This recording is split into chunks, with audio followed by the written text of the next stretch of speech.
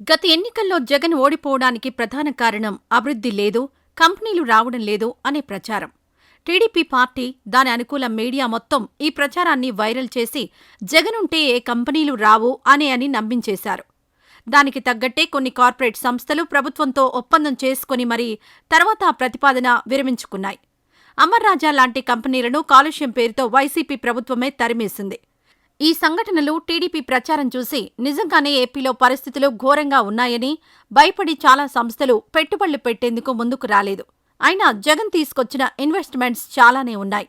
అవి ప్రచారం చేసుకోవడంలో వైసీపీ దారుణంగా విఫలమైంది. అది వేరే విషయం అనుకోండి. ప్రస్తుతం ప్రభుత్వం మారింది. ఆంధ్రప్రదేశ్ ముఖ్యమంత్రిగా 4వసారి చంద్రబాబు నాయుడు పగ్గాలు స్వీకరించారు. దాదాపు 8 నెలలు గడిచాయి. మరి కొత్తగా వచ్చిన పెట్టుబడులు, కంపెనీలు ఏవి, ఎన్ని? చంద్రబాబు వస్తే కార్పొరేట్ కంపెనీలో అన్నీ క్యూ కడతాయని, ఐటీ రంగం ఆకాశమంత ఎత్తుకు ఎగబాకుతుందని డబ్బాలు కొట్టారు. కానీ రియాలిటీ చాలా తేడాగా ఉంది. ఏపీలో పెట్టుబడులు అంటే ఎవరూ ముందుకు రావడం లేదు. దానికి కారణం అధికార, ప్రతిపక్షాలు రెండూను. 2014లో చంద్రబాబు మొదటిసారి ఏపీలో అధికారంలోకొచ్చినప్పుడు అనేక పరిశ్రమలొస్తాయని భావించారు. కియా పరిశ్రమను అయితే అనంతపురానికి తేగలిగారు. బెంగళూరుకు దగ్గరగా ఉన్నందున అనంతపురంలో కియా పరిశ్రమ క్లిక్ అయింది. కియా కార్లకు కూడా మంచి డిమాండ్ ఏర్పడింది. ఇప్పుడు కియా పరిశ్రమలో వేలాది మంది ఉపాధి పొందుతున్నారు. అయితే విశాఖలో ఆ తర్వాత పార్ట్నర్షిప్ సమ్మిట్ పెట్టారు. లక్షల కోట్ల పెట్టుబడులపై ఎంఓయూలపై సంతకాలు జరిగాయి. అయితే పరిశ్రమలు మాత్రం గ్రౌండ్ కాలేదు. పారిశ్రామిక అభివృద్ధి జరగలేదు. అప్పటి ప్రభుత్వం విచ్చలవిడి అవినీతి వల్ల ఏ పేరున్న కంపెనీ ఏపీలో పాగా వేయడానికి సాహసించలేదు. నెక్స్ట్ 2019లో జగన్ అధికారం చేపట్టాడు. ఆయన హయాంలోనూ అంతే. కాకపోతే 2014 కంటే బెటర్గా ఉండింది. సంక్షేమ పథకాలపై జగన్ ఫోకస్ ఎక్కువగా ఉండేది. జగన్ ప్రభుత్వంలో కూడా విశాఖలో పార్ట్నర్షిప్ సమ్మిట్ జరిగింది. అప్పుడు అంతే. లక్షల కోట్ల పెట్టుబడులొచ్చాయంటూ ప్రకటనలు మాత్రం ఆర్భాటంగా చేశారు. 2019 నుంచి 2024 వరకు పెద్దగా పరిశ్రమలు కూడా రాలేదు. విశాఖను రాజధానిని చేస్తామని ప్రకటించారు. అయినా సరే పరిశ్రమల స్థాపనలకు ఎవరూ ముందుకు రాలేదు. పైగా టీడీపీ, దాని మీడియా విష ప్రచారం ఏపీ అభివృద్ధికి గండి కొట్టింది. ఇప్పుడు మళ్ళా Chandrababu CM. Same scene repeat. కంపెనీలు లేవు, అభివృద్ధి లేదు. దీనికి కారణం గత ప్రభుత్వం అంటూ నిందలు వేస్తున్నారు.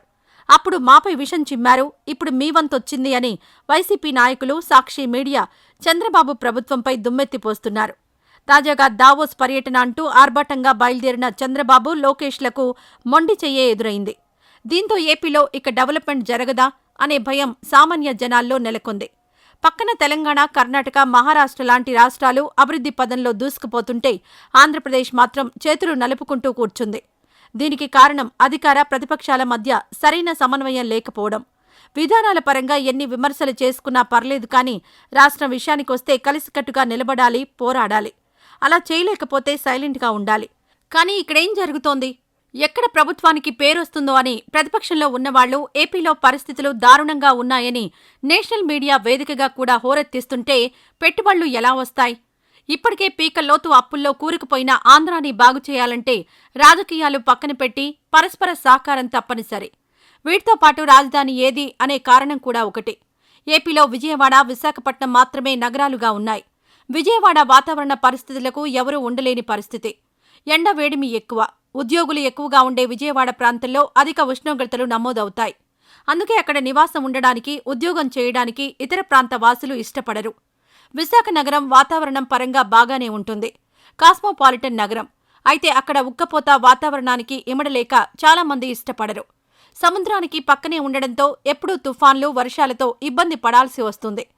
ఇక అమరావతి విషయానికొస్తే అది ముంపు ప్రాంతమని, అసలు రాజధానికే పనికిరాదనే వాదన ఉంది. మొన్న వరదలు ఆ చుట్టుపక్కల ప్రాంతాల వారిని హడలెత్తించాయి. అలాంటి చోట పెట్టుబడులు అంటే ఎవరు ముందుకొస్తారు? ఎక్కువగా పూణే, బెంగళూరు, చెన్నై, హైదరాబాద్ నగరాన్నే కోరుకుంటున్నారు తప్పించి అమరావతి, విజయవాడ, విశాఖలకు రావడానికి అంగీకరించకపోవడం వల్లనే పరిశ్రమల స్థాపన వేగంగా జరగడం లేదన్న అభిప్రాయం మాత్రం బలంగా ఉంది. ఇలా ప్రాంతాలు, ప్రభుత్వాలు, వాతావరణాలు ఏవీ కలిసిరాక నేతలు ఎంత ప్రయత్నించినా, ఎన్ని రాయితీలిచ్చినా కంపెనీలను మాత్రం తీసుకురాలేకపోతున్నారు.